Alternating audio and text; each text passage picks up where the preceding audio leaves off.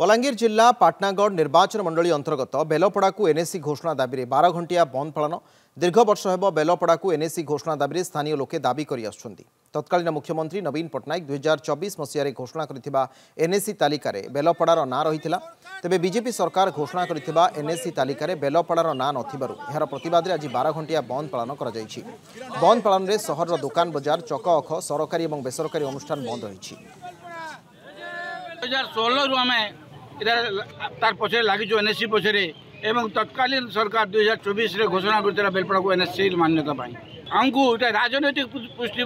गंधर बारी होता उद्देश्यमूलक भाव में बेलपड़ा के एनएससी रु बाद देछन सरंगार को आम गोटे प्रश्न जे बेलपड़ा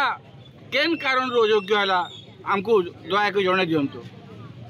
आदि योग्यता हासिल अच्छे भावुन सरकार अविलंबे किसी दिन भितर बेलपड़ा को एनएससी घोषणा करूँ विगत जेन सरकार थिला से 2024 रे डिक्लेरेशन करथिले सेतिरे हमर एक नंबर रे थिला आउ किछि दिन तले गोटे लिस्ट बाहरी छे 2025 रे हमर चलित सरकार जेंटा बाहर करिछन अति दुखर कथा जे जे कि उपमुख्यमंत्री अछन कनकवर्धन सिंहदेव निजर अंचल निज निर्वाचन मंडली से निजे थाई करी भी जेनटा कि 2024 रे हमर लिस्ट थिला